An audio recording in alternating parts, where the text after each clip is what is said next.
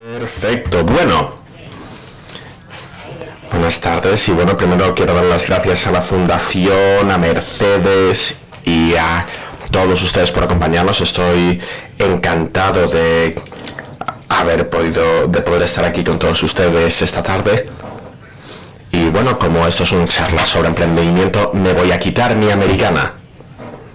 Solo llevas una americana cuando estás enseñando finanzas. Así que lo que quiero hacer esta tarde es que les voy a presentar a lo largo de los próximos 40 minutos es en lo que se refiere, bueno, vamos a hablar de cómo los emprendedores pueden ir de idea a impacto a través de estrategia de emprendimiento y el rol que juega el ecosistema emprendedor a la hora de dar forma a esa trayectoria. Así que, bueno, aquí algunas ideas para que, bueno, sean la idea. Bueno, esto es una fotografía que quiero compartirles con ustedes y sé que algunos de ustedes han pasado tiempo en Boston, donde está Jean-Jacques, ahí, un hombre que conoce esta ciudad. Y bueno, esto es una foto del área al este del MIT en Cambridge a finales de los 70, que es hace mucho tiempo, pero no demasiado. Y bueno, podemos ver que no hay básicamente nada. MIT estaba a la derecha y bueno, ya era una buena universidad, pero como podemos ver no había gran cosa. Y este es el aspecto que tiene ese mismo área a día de hoy. De hecho, esto es de hace un par de años y hay todavía más construido. Y bueno, lo que es interesante sobre esta transformación, uno de los mayores cambios en el diseño urbano en el mundo, en un país desarrollado.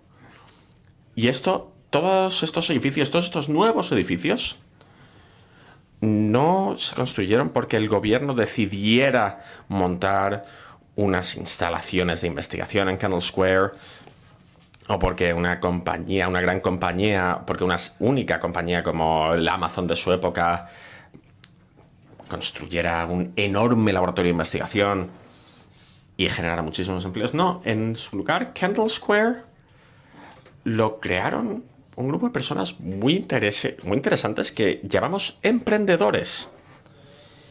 Y hay varias versiones, como por ejemplo algunos de nosotros, algunos de los miembros del público caneamos un poco y a lo mejor recordamos Lotus 123 por Mitch Kapua. E incluso cuando él fundó Lotus 123 se fue a cualquier sitio, lo fundó en un edificio nuevo en Kendall Square, uno de estos nuevos edificios. Y después Biogen, una de las primeras compañías de biotecnología al principio de la revolución biotecnológica, a principios de los 70, ahí estaba. Y luego, a medida que las cosas siguieron evolucionando, con Akamai, uno de los aspectos fundamentales de Internet, una de las compañías fundamentales de Internet, a medida que esto empezó, de pronto era como un volante que empezó a seguir acelerando y distintas compañías empezaron a aparecer ahí, tenían acceso a mentores, el MIT se vio más y más involucrado. Jean-Jacques que es uno de nuestros invitados aquí, tiene un libro maravilloso. Tiene un libro fascinante al respecto y bueno, dice mucho sobre la historia de MIT que mencionaré más adelante. Pero bueno, lo que es interesante de esta época y que, bueno, la mayoría de ustedes conocerán la compañía que está arriba a la izquierda, Moderna, un famoso de la noche a la mañana que se popularizó durante la pandemia, pero también tenemos a PillPack, de la que hablaremos un poco después, o BioBot. Estos son compañías que, bueno, la farmacia de Amazon, compañías que, bueno, están intentando entender detección de COVID en aguas residuales. Y bueno, la pregunta que les quiero hacer es, impulsado por esto, ¿y cómo aceleramos, cómo impulsamos estos modelos de emprendimiento? Algunos miembros de la universidad, Fian Murray, Bill O'Letman y yo, fundamos un programa en MIT hace unos 15 años llamado REAP. Creo que lo hemos mencionado, no está escuchando. El programa de aceleración de emprendimiento regional, REAP, un juego de palabras en inglés con cosechar. Y lo que hacemos es crear equipos de partícipes que les permiten conseguir una evaluación general de las oportunidades que hay en sus ecosistemas y aprovechar ese momento, ese impulso para probar iniciativas sistemáticas para poder, hemos tenido la maravillosa oportunidad de haber trabajado con más de 90 equipos en nuestro programa global, más de 150 en distintas iniciativas internacionales, todas durante periodos de 2 años, y uno de ellos aquí en Madrid, de hecho, no solo en España, sino que en Madrid, uno que organizamos en Andalucía y otro en Valencia. Y a medida que desarrollamos estas ideas en REAP y ayudar a la gente, llegamos a una conclusión fundacional a la hora de crear ecosistemas y más o menos el reto de acelerar y animar a los emprendedores, no solo como educadores, sino en general para todo el mundo, bien seamos compañías, capital riesgo, universidades, nadie está a cargo de la innovación en el emprendimiento. Así que si viene alguien aquí, si hay aquí alguien del gobierno, lo siento mucho. Cada uno de estos actores, universidades, gobiernos, compañías, capital riesgo, juegan un papel a la hora de condicionar a los emprendedores para que tomen decisiones que les permiten acelerar su compañía.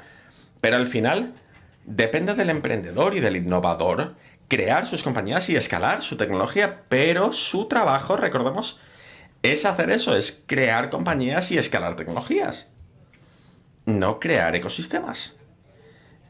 Y esto genera un reto fundamental que es cómo aunamos comunidades, cómo juntamos comunidades de partícipes para que cambien de una manera significativa el funcionamiento de los entornos de emprendimiento, el medio ambiente del emprendimiento, no solo en Estados Unidos, sino en todo el mundo, como aquí en España. Y uno de los aspectos clave es que el núcleo de REAP son 3 ideas fundamentales, que es el rol de los partícipes. De nuevo, no hay nadie a cargo de esto. Nosotros aunamos a la gente, son reuniones cortas, que básicamente hablan sin más, sin escuchar a los demás, y lo que necesitamos es una evaluación constante del ecosistema, entender el ecosistema. Y si podemos hacer que confíen entre sí y están apalancados y desarrollan un entendimiento compartido de su entorno y de sus fuerzas y las fuerzas subyacentes y los embudos y los cuellos de botella, pueden encontrar iniciativas significativas que pueden impulsar un cambio. ¿Todos me siguen? Espléndido. Un problema con este modelo, y profundizaremos más en esto más adelante, es que este modelo es muy potente, pero asume que sabemos lo que necesitan los emprendedores. Y ese es el otro concepto, mi colega Josh Gans, Eric Scott, es en lo que nos centramos en el MIT, en lo que nos hemos centrado a lo largo de la última década. Aquí tenemos un ecosistema, el punto de vista del ecosistema, pero luego la pregunta es, ¿cómo podemos de verdad ayudar a los emprendedores a avanzar de cara al futuro, a pasar de una idea a un impacto? Y cuando hablo de emprendedores, hablo fundamentalmente de, por un lado, organizar compañías nuevas y jóvenes que tienen el potencial de crecer y lo que podemos traer para establecer empresas que quieran innovar, que quieran crecer, que quieran crear nuevas divisiones y que quieran aprovechar esta nueva oportunidad. Y el corazón de esto las segundas conclusiones, perdón, del libro, de este libro aquí, que quería enseñarlo, ese es el libro, ahí lo tienen, a la vista. La segunda conclusión era que primero los emprendedores necesitan ideas. Las ideas no son valiosas por su cuenta, pero son importantes. No toda idea se convierte en un negocio, pero todo negocio con éxito se basa en una idea sólida. No podemos crear valor real y capturar parte de él a no ser que haya una idea subyacente que te ponga aparte, que te sitúa aparte de lo que está ahí fuera. Por supuesto, cuando empiezas con estas ideas, cuando tienes estas ideas, no sabes demasiado al respecto. Te enfrentas a la incertidumbre. Y esto significa que tenemos que tener un enfoque proactivo. ¿Y cómo resolvemos la incertidumbre? Esto lo aprendemos en el instituto o puede que incluso en primaria. Experimentamos, aprendemos. No usamos el método científico, pero algo parecido. Y probamos y nos enfrentamos a nuestros conceptos más relevantes de una manera eficiente en el temporal. Pero si solo aprendiéramos, tendríamos mucho conocimiento, pero no tendríamos una compañía. Así que tenemos que traducir este aprendizaje en una elección. Tenemos que convertirlo en una elección. Tenemos que convertirlo en una estrategia entre las decisiones que un emprendedor puede tomar y que le permiten actuar. Pasar de cero a impacto. Y sé que esta cadena entre alimentar nuestra idea de una manera real, significativa, ser proactivos a la hora de aprender y ser rigurosos, y luego traducir este aprendizaje en decisiones y hacer que la elección sea el corazón, es fundamental para el emprendimiento. Y quiero dar las gracias a todos ustedes por haber participado y por estar aquí. A veces esto es un libro de texto y, como he dicho, no es un bestseller para leer. Esto es para graduados, gente con másters en administración de empresas, gente que está tomando un curso en emprendimiento. No hay nada como una pandemia para escribir un libro de texto. Todos nos comprometimos a este proyecto a principios de 2019, pero pensé, ¿cómo vamos a terminar esto? Los tres vamos a necesitar un año en casa. Y bueno, tuvimos el año.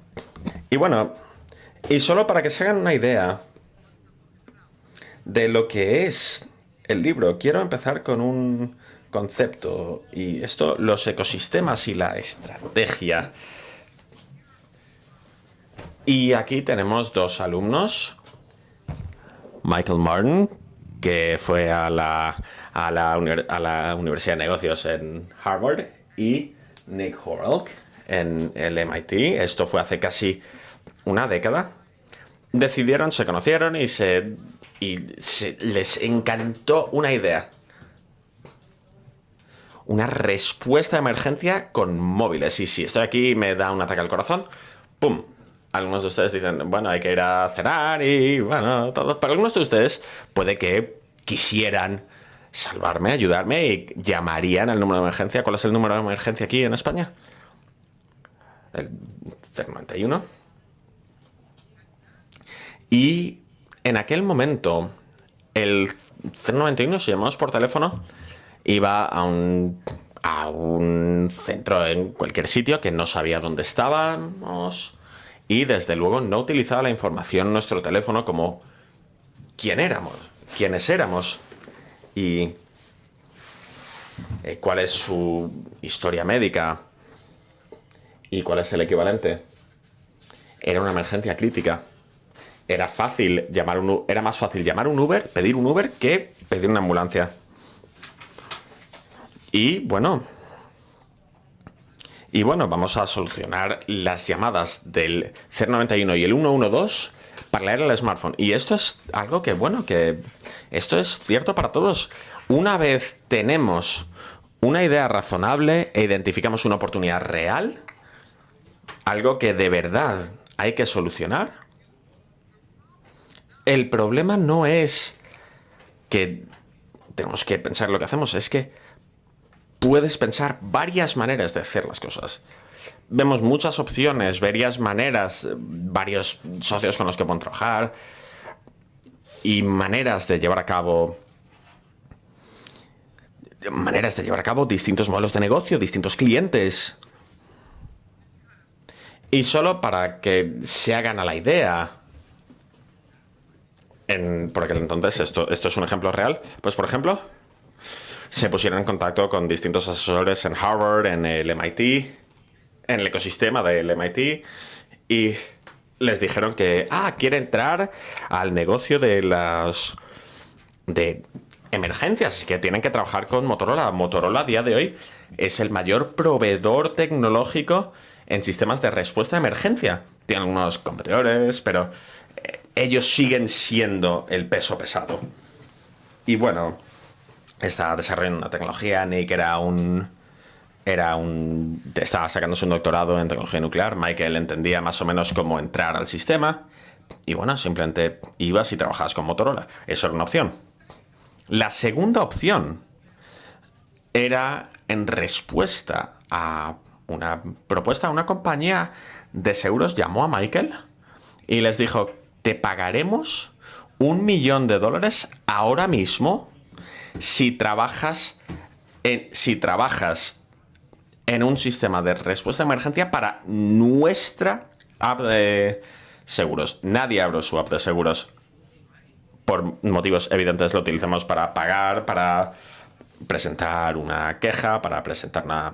Lo siento mucho si hay gente aquí de seguros, pero no nos metemos en la página web de nuestra aseguradora por placer. Y pensar, no, esto era un buen valor y nos ahorra costes si funciona. Y estamos dispuestos a darte dinero ahora mismo. Y acaba de graduarse. Tenían préstamos.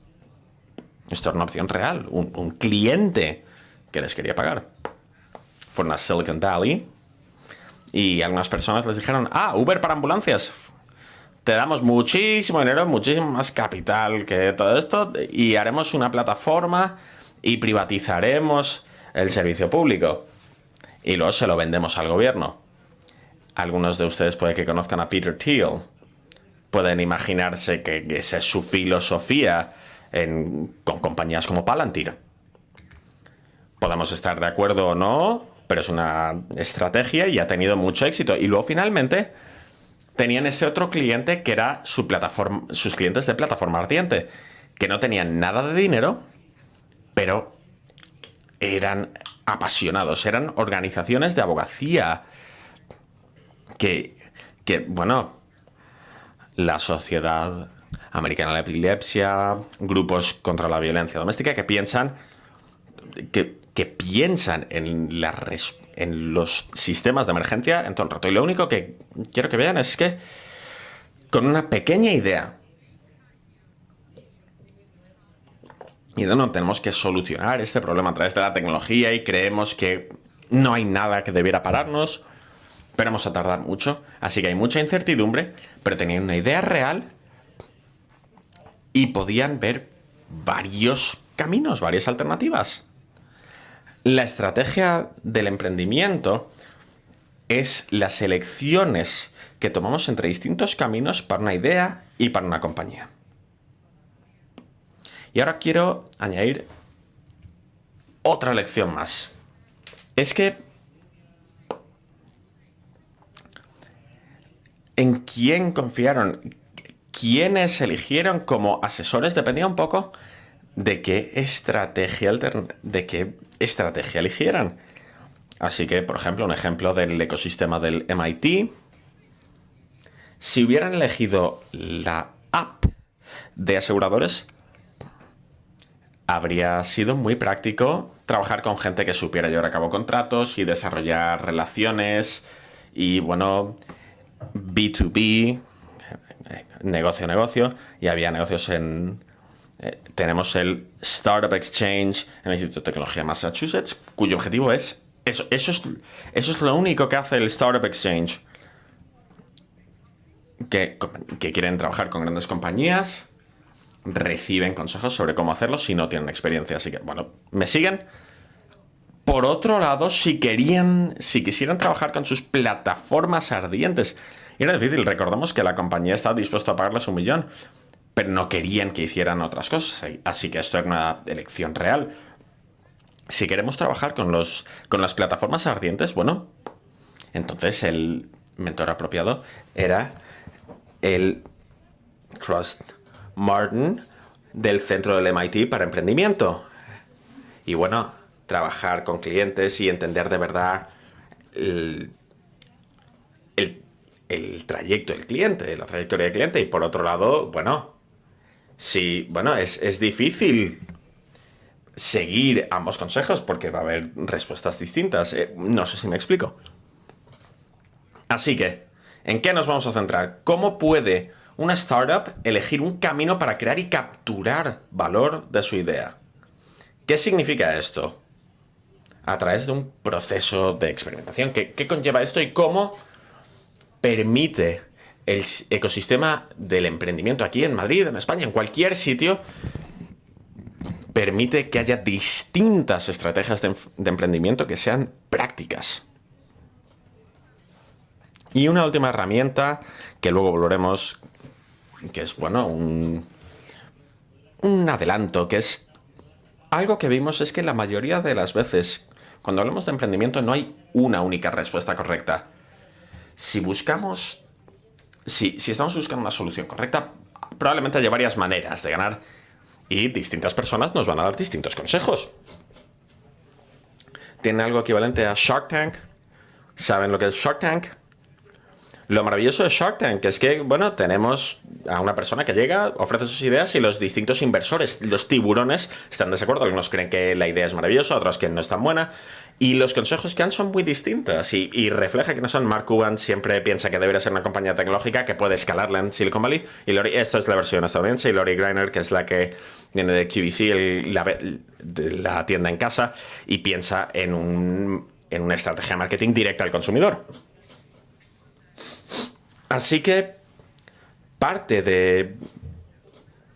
hay una conclusión, que es, en lugar de que hay un único camino hacia el valor, básicamente el proceso de experimentar nos permite encontrar alternativas. Y luego, normalmente, dejando una detrás para poder seguir una de momento.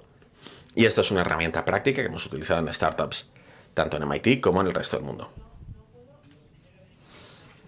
El núcleo de este proceso es cómo llegamos a estas distintas alternativas. Y es el concepto de que debiera ser rigurosos en nuestra experimentación. Y tenemos maravillosos emprendedores en el MIT y son algunos de los mejores alumnos del mundo. El presidente, como os he dicho, el presidente Trump no parece estar tan interesado en el plan de los estudiantes internacionales para algunas de las universidades, pero tenemos algunos de los mejores alumnos del mundo. Pero el arte y la ciencia del emprendimiento es algo que incluso los mejores emprendedores y alumnos es algo que les cuesta aprender. Un ejemplo. Tenemos muchos alumnos que han estado trabajando en su startup durante semanas y les pregunto, ¿qué han hecho? Y dicen, he llevado a cabo un estudio a gran escala entre 38 distintos colores para la página web y he elegido el fucsia. Y, de nuevo, esto es algo que se puede hacer, pero seguramente no se enfrente al tema más relevante. Y normalmente, si se lo dices, bueno, sí, es verdad, me he distraído, y si encontrar qué es lo más importante, la hipótesis más importante, qué es lo que, bueno, hace que esto funcione, ¿no? Y cuál es la hipótesis, hay que encontrar en qué merece la pena, por qué merece la pena pasar los próximos 5 o 7 años de nuestra vida en este proceso. ¿Cómo recibo información decente de esto, sobre esta hipótesis, con fidelidad, de una manera fiable? Estoy sesgado, que me permita ver lo que está pasando de verdad. Y ¿cómo hago esto de una manera que no me lleve a la quiebra, con un costo de oportunidad real? Y bueno, solo quiero destacar algunas cosas del libro, algunas ideas. Y bueno, ¿qué queremos hacer cuando buscamos distintas alternativas? En Amazon hay una distinción entre tomas de decisiones de decisiones de un sentido y decisiones de doble sentido. Y las decisiones de un sentido solo entras, decisiones de doble sentido entras y sales. La experimentación del emprendimiento es el arte de poder mirar por el camino, por la calle de un solo sentido. Y puedo ver si eso es bueno. ¿Hay algo bonito al otro lado? ¿O me va a atropellar un camión? Una manera de hacer esto es llevar a cabo pequeñas pruebas para elegir grandes cosas. No puede hacerse... Algo no puede ser cierto en general si no es cierto en alguna parte. Si un emprendedor me dice, oye, esto le va a gustar a todo el mundo, le digo, ¿quién en concreto? ¿Cuál es un segmento real de la población que nos va a decir que estamos creando valor real? Una razón para ello es, bueno, como una startup o incluso como una organización más grande en una nueva iniciativa, en una gran organización, es la innovación y el desarrollo de nuevos productos y las iniciativas. Le estamos pidiendo algo muy grande a los clientes, le estamos pidiendo que cambien su comportamiento. Y eso es una pregunta difícil. Y bueno, si ustedes piensan en su vida personal, y esto es algo que, bueno, todos pensamos, esto es muy adaptable y bueno, estamos al día con la última tecnología.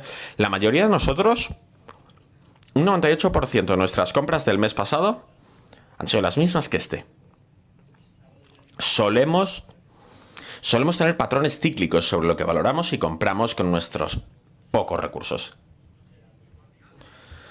Por otro lado, cuando pedimos, bueno, tenemos que crear un valor nuevo, bueno, para un grupo nuevo, y esto no garantiza que vaya a escalar, pero al menos es algo que podemos hacer sobre si estamos creando valor real, valor valioso, valga la redundancia. Y hacer esto, una de las cosas que hacemos es, bueno, es valioso tener fundadores, tener innovadores que declaren cuáles son qué es lo que están asumiendo. Y bueno, piensan, todo el mundo estamos aprendiendo, esto tiene un enfoque iterativo, bueno, pero no tan bueno como escribirlo, tener un equipo fundacional, un par de miembros, puede que un inversor, que acuerde cuáles son las pruebas y cómo lo van a probar. Bueno, parece tener un impacto significativo en el rendimiento. Se han llevado a cabo varios estudios estudiando cómo emergen las cosas cuando, bueno, la gente simplemente está iterando de cabeza comparado a cuando toman apuntes de lo que están haciendo. Pero independientemente de las herramientas que utilicemos, el resultado de la experimentación sigue siendo algo sutil, porque en lugar de resultar en un único camino, una respuesta correcta, la mayoría de las veces esto nos muestra, si estás intentando hacer algo que es bueno, te va a encontrar te va a dar más y más opciones, más y más alternativas. Así que el proceso de la experimentación valida el potencial de la idea, pero sigue dejando varios caminos hacia el valor abiertos. Así que, bueno, como he mencionado antes, el núcleo de lo que hacemos es intentar darle a los alumnos una manera para implementar esta experimentación y luego llevar a cabo estos cambios de una manera significativa. ¿Qué quiero decir con esto? Bueno, intentamos organizar algunos aspectos clave, que es elegir a los clientes, la tecnología, la competición, la organización y la estrategia, y luego podemos ver cómo estas decisiones se aunan como parte de una estrategia emprendedora única. Y bueno, nuestros clientes, por supuesto, nos tienen que elegir nosotros, pero al principio, si encontramos distintas cabezas de playa, bueno, nuestras decisiones sobre en qué cabeza de playa nos vamos a centrar es elegir nuestros clientes, a nuestra clientela, y luego decide qué es lo que vamos a hacer y qué retos vamos a ver de cara al futuro. Y luego, utilizando esto, podemos ver cómo esto tiene impacto sobre la estrategia Y luego tenemos la brújula del emprendimiento. Y bueno, este gráfico va a asegurarme que esto vaya a funcionar. Bueno, parece que no. Sí. Ahí estamos. Esto es una brújula. Y esto lo que quiere decir es que nuestras ideas están en el centro. Y no hay que ver en qué cuadrante estás para decir lo que vamos a hacer. No. Tú eres la brújula. Tú eres el que toma la decisión en el centro, como una brújula. Norte y sur. Y luego tenemos estas dos dimensiones que deciden con quién y cómo compites. Así sí que el sentido de competición, puede que Mercedes me haga una pregunta al respecto, pero luego esto cristalizará algunos aspectos estratégicos. Así que para esta brújula, el eje horizontal, el eje X, es la decisión entre si estamos orientados hacia la colaboración con las grandes compañías o quieres competir con esas grandes compañías. Esto es una decisión clave. ¿Somos más colaborativos o más bien competitivos? En lo que se refiere al eje vertical, es la decisión entre si somos una compañía que prioriza control sobre la idea o en ejecutar e iterar. ¿Es un modelo de adelantar y mantener la distancia o es algo más de propiedad intelectual, secretos, arquitectura propia? Entonces, para ofrecer un poco de contexto y contenido, por ejemplo, tenemos dos alumnos, L.A. Cohen y T.J. Parker, que de hecho se conocieron en un hackathon. Elliot era un alumno de nuestro programa de administración de empresas y el otro venía de una industria, de una compañía, de una familia farmacéutica.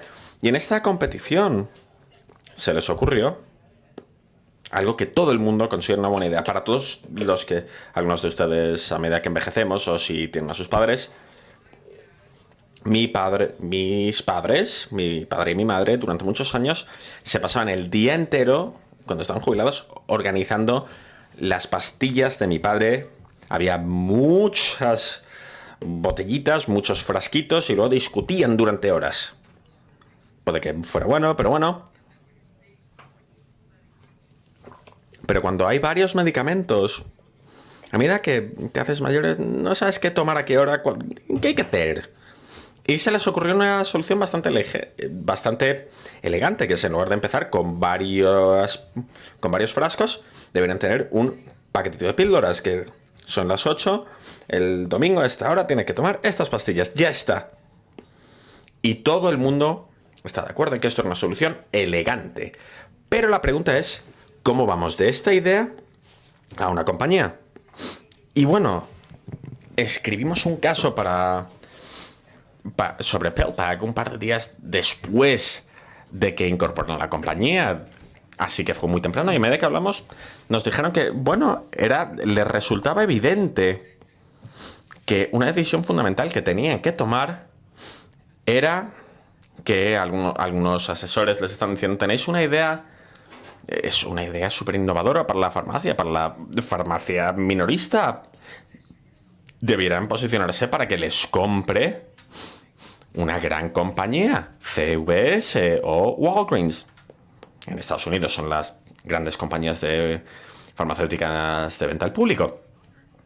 Y luego fueron y hablaron con otros asesores y dijeron, no, esto es una idea maravillosa y de hecho es tan buena que lo último que debéis hacer es trabajar con CVS o Walgreens.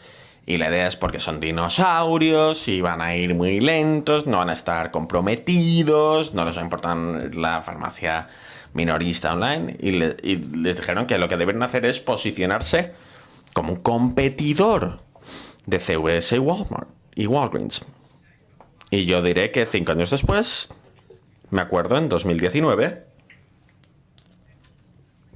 en junio, les compró Amazon por $1.000 millones. Un buen día. Bueno, todos podemos estar de acuerdo en que esto es una buena conclusión. Está muy bien para 5 años de trabajo. Lo que era más interesante es que era un día bastante tranquilo en la bolsa, que no es lo que tenemos ahora, pero la capitalización de Amazon, que por aquel entonces no tenía ninguna presencia en farmacia, creció 20.000 millones, pero la capitalización de CVS y Walgreens, sus competidores, cayó 12.000 millones de dólares. Así que esto básicamente fue TJ Elliott. Básicamente fueron el equipo que luego fundó y escaló dentro de Amazon Pharmacy, que ahora es la tercera farmacia más grande en Estados Unidos. ¿Todos lo entendemos? Control, esto es colaboración o competición. Y el otro es control o ejecución.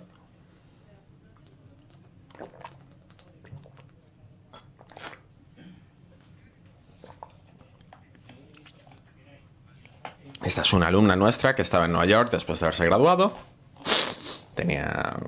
Vive por su cuenta y no le gustaba su trabajo, no tenía una idea. Pero se dio 2 semanas para pensar en una idea que pudiera llevar a una gran compañía, que no sé si es la mejor manera, pero en lugar de irse de vacaciones, se tomó 2 semanas. Pero no sabía cómo hacer esto. No tenía demasiados mentores por aquel entonces, así que básicamente, era una buena bailarina. Y le gustaba ir al gimnasio, así que fue al gimnasio y pasaba mucho tiempo en el gimnasio, cogiendo clases, tomando clases de baile en distintos gimnasios, y a medida que hacía eso, se dio cuenta, este proceso es una locura porque no puedo tener acceso a todos estos estudios con una única suscripción. Los estudios tienen clase extra en sus clases, espacio extra en sus clases, todo está en papel, en faxes. Es un poco ortopédico. ¿Por qué no hacemos que esto fluya perfectamente?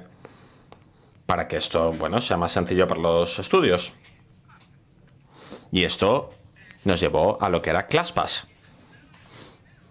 Y cuando esta idea salió, no era sorprendente que, no tenía patentes sobre el concepto de tener acceso a varios gimnasios. Y la gente decía, ¿cómo vas a ganar dinero? ¿Dónde está la ventaja competitiva? Michael Porter no le gustaría nada a esta idea. No hay núcleo, no hay corazón. Y ella dijo, voy a ser despiadada a la hora de llevar a cabo esta idea. Voy a adelantarme a todos los demás y una vez haya adelantado a todo el mundo, me mantendré. Y eso es lo que hizo. Y tuvo una operación de venta al público, oferta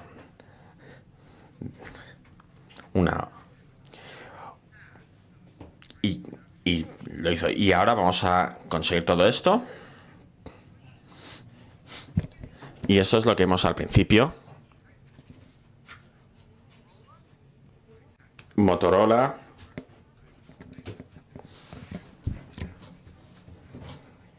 Y Motorola es todo, más propiedad intelectual, con un equipo más de colaboración con la compañía, control y competición, que es la idea de Peter Thiel, y vamos a ganar. Y vamos a ofrecer, tienen mucho dinero, no tienen mucho dinero, pero quieren solucionar el problema.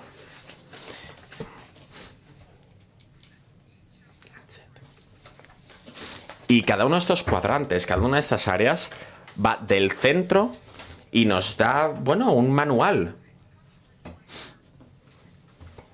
La clase de tecnología que podemos desarrollar, la clase de clientes, cómo vamos a llegar al mercado y cómo vamos a competir. ¿De acuerdo? Todos lo seguimos.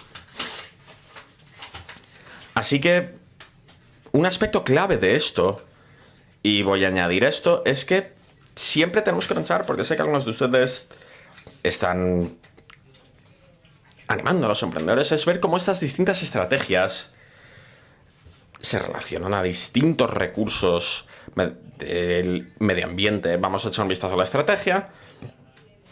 Y solo para que lo veamos, tenemos aquí esta brújula y tenemos control y colaborar, que es la estrategia de propiedad intelectual. Y luego hacemos lo contrario. Abajo a la derecha tenemos la ejecución y competición, eso es la disrupción.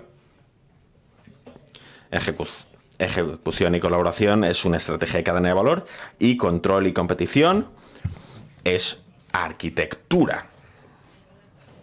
Así que vamos a echar un vistazo a cada uno de estos un poco más a fondo. ¿Y me quedan 7 minutos? ¿Sí? Más o menos. Vale. Y bueno, solo quiero asegurarme de que bueno, yo puedo estar hablando aquí todo lo que me dejen. Tengo una clase.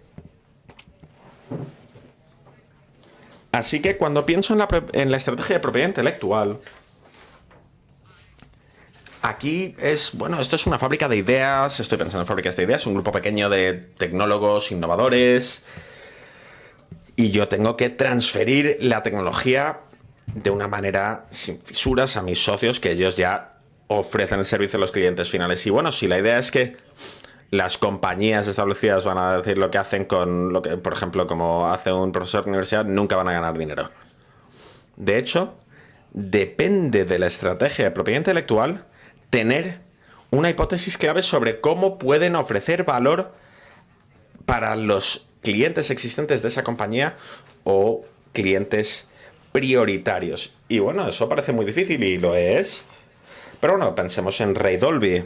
Ray Dolby es uno de los mayores emprendedores del siglo XX.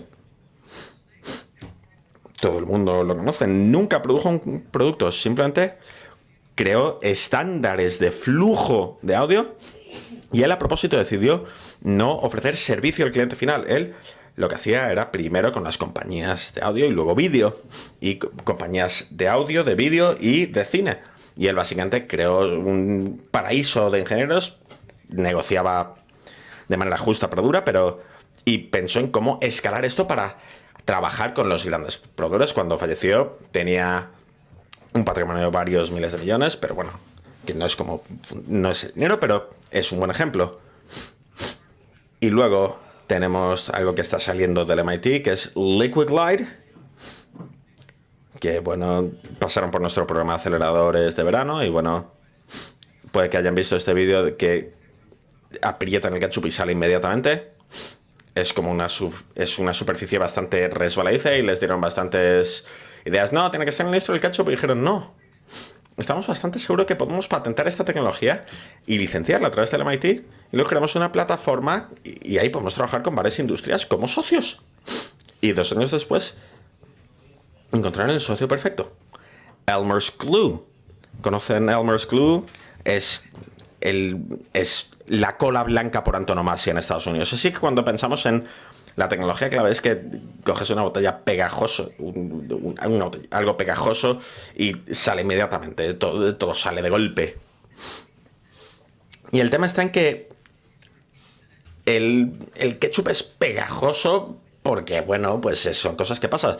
Pero para la compañía del pegamento sí que lo es. Y lo que quieren decir es que la idea está en que vamos a vender un pegamento que se pega a todo salvo el toalla en la que está. Así que en cuanto encontraron eso, vieron que era el plan perfecto, y diseñaron una cartera de socios industriales con los que desarrollar esto. Y curiosamente, lo que tenemos aquí en nuestro programa, tenemos un equipo de Islandia. Y lo que entendieron fue que muchos emprendedores islandeses estaban desarrollando lo que se llama tecnología profunda, Deep Tech, pero el proceso de la propiedad intelectual no era muy bueno. Y alrededor de un 70% de los emprendedores no les importaba la transferencia tecnológica, pero para el 30% al que sí, el hecho de que el proceso no funcionara era un problema.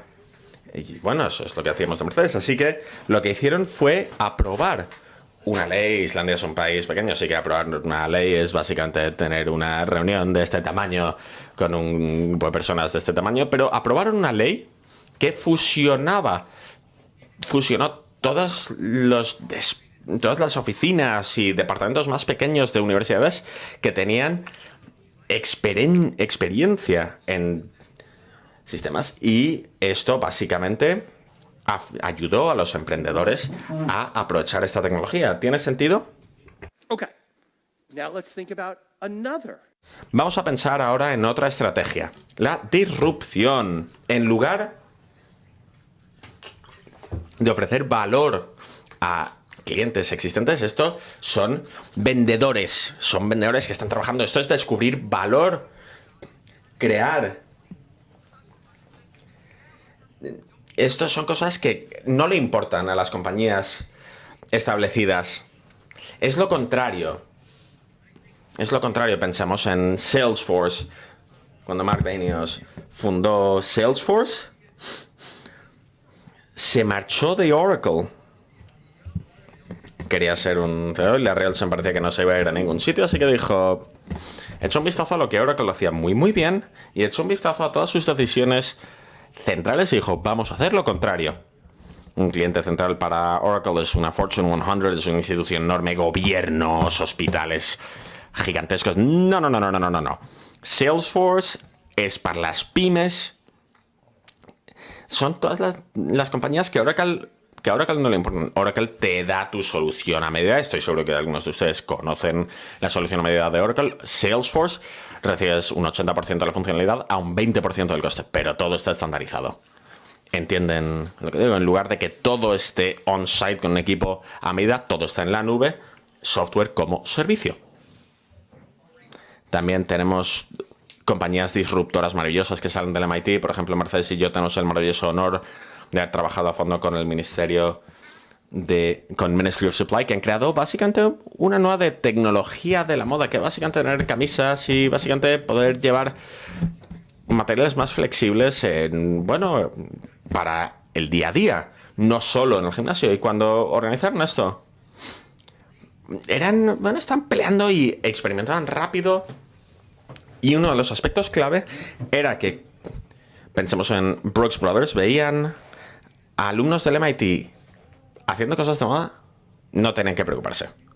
Porque Brooks Brothers sabía que un Corte Inglés solo para hombres, esto es moda, no tecnología.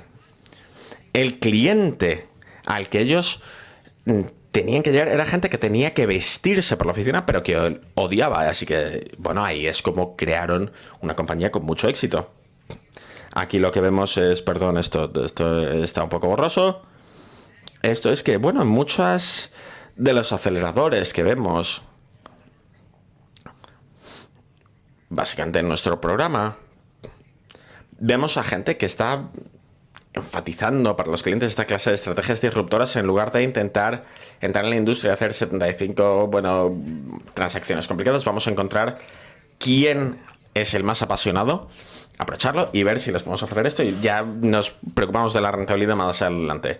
Descubrimiento en lugar de control. Podemos decir lo mismo sobre la estrategia de la cadena de valor, que esto, estamos ejecutando algo, pero colaborando. Y de hecho, ahora mismo estamos descubriendo valor para clientes existentes. Esto es Teams. Esto es algo como Stripe. Los hermanos Carlson, algunos de ustedes conocen Stripe, no todo el mundo. Pero yo habría pensado que los sistemas de pago llevaban solucionados desde PayPal, pero resulta que no. Y lo que hicieron básicamente fue llevar a cabo la labor de alinear y ver con todos los proveedores cómo podían ofrecerles algo para que la capa de pago único funcionara. Y crearon las compañías más valiosas de la última década. Creo que en su última ronda tenía una valoración estimada de 50.000 millones. Y luego he mencionado BioBot. Podían hacer muchísimas cosas con su tratamiento de aguas residuales y de pronto, ¿qué hicieron? Ahora llegó. Lo que hicieron fue trabajar con gobiernos locales, con ayuntamientos una vez estuvieron con los opiáceos y con el COVID lo pudieron escalar. Y también podemos hablar de estructuras, de estrategia arquitectónica, que esto es básicamente crear un sistema. Pensemos aquí, por ejemplo, en OpenTable, que nosotros vemos OpenTable como algo para nosotros cuando reservamos, pero lo que el equipo entendió al principio era que tenían que solucionar operaciones restauratorias, porque tenemos que descubrir lo que haces en el restaurante, cómo organizas las mesas, cuántos empleados, cómo sabes lo que está en el menú. Una cena de equipo es una cena distinta a una cena romántica y bueno, esto finalmente aunaba el ecosistema entero. De acuerdo, ya casi. No hay que preocuparse por los detalles, estaré encantado de darles todo esto. Pero la clave está en que estas estrategias de emprendimiento conllevan distintas estrategias. De acuerdo, por ejemplo, 3 minutos más, ¿de acuerdo? Vale, ya llegamos. Así que, ¿qué quiero decir? Bueno, vamos a volver a RapidSOS. Con RapidSOS, ¿cómo tenían este momento clave? Pensaron en estas opciones, están hablando con distintos mentores y, en cierto modo, la elección de estrategia era una elección de qué recursos tenían acceso, qué mentores podían incorporar, cómo lo incorporamos en el siguiente paso. Y al final se les ocurrió esto, que era que, bueno, si podemos trabajar, si funciona ahí, puede funcionar ahí. Si no funciona ahí, bueno, pues puede que debieran dejar eso y, bueno, aceptar ese trabajo en McKinsey o en el caso de Nick, puedo, bueno, entrar al mundo académico. Y hicieron eso. Y tuvieron mucho éxito, hicieron eso. Decidieron no hacer las otras cosas, se centraron en estas plataformas. Aquí, bueno, están trabajando, esta es la compañía entera. Y una vez hicieron eso, 2 años más tarde, Tim Cook se da cuenta de que cuando la gente no pueden ponerse en contacto con sistemas de emergencias, no le echan la culpa al 091, al 112, le echan la culpa a Apple y dijeron que la única persona con la que podía hablar era con Mike Nick y su solución maravillosa que nos encanta. Así que esto les permitió llevar a cabo establecer una relación con Apple y luego con Google y Android. Y bueno, esto... ¿No hay sonido? De acuerdo, no... Esto fue un anuncio de la Super Bowl, es muy dramático, pero en lugar de... Bueno, vamos... Así que lo que han hecho es, bueno, en Estados Unidos, en cada teléfono, lo que hacen, están en más de 600 millones de aparatos y gestionan más de 165 millones de emergencias. Y lo único es la rentabilidad y la cantidad de vidas que salvan al año. ¿Cómo quiero cerrar? Cuando empezamos esta trayectoria, este camino, lo que queríamos hacer era ofrecer un marco efectivo que permitiera a los emprendedores ir de idea a impacto para conectar las decisiones con la compañía que quieren crear. Y a un nivel superior, para permitir a los emprendedores crear compañías para destacar la importancia, los distintos ecosistemas, a la hora de ayudar a estos emprendedores e ir de idea a impacto. Muchas gracias.